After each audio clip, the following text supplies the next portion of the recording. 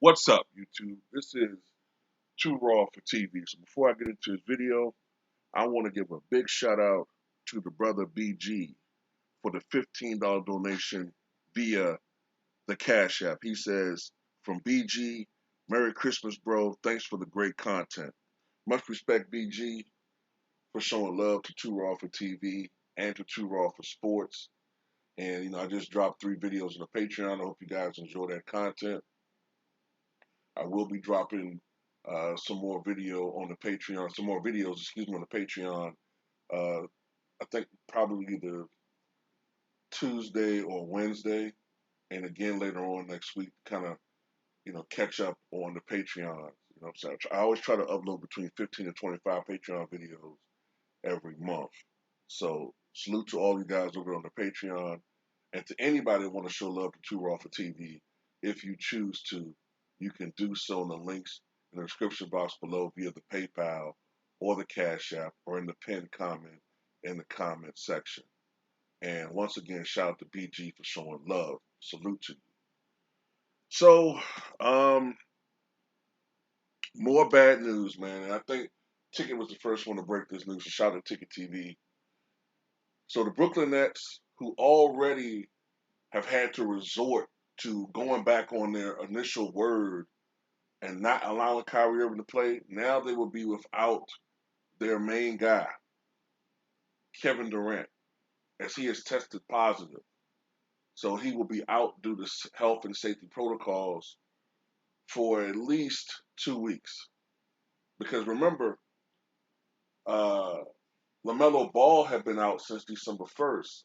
He just came back yesterday, which is December the 17th. So that's 16 days. So Kevin Durant, unless he can provide, some negative tests, 2 negative in a row, he's going to be out for 2 weeks. I have said this before. In my opinion, they need to go ahead and shut the league down, man. They need to go ahead and consider shutting the league down. I'm going to tell you why. Because this is going to start affecting the competitive balance of the NBA.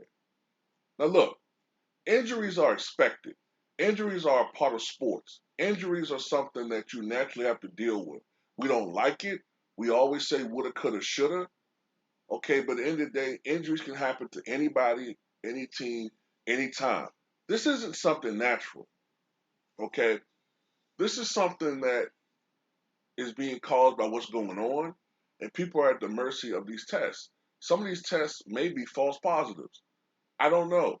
Some of these tests sometimes are inconclusive. You got to wait. KD had a situation before. Remember back in February where he was allowed to play because it came out inconclusive, but then he was yanked like in the second or third quarter because then the test said he was positive. So these players are at the mercy of the testing. But my bigger point is these players are at the mercy of this thing, and it can affect the competitive balance of the NBA. It's bad enough that a lot of these teams are being depleted from the bottom up because of what's going on, but to have your stars out is going to affect these teams.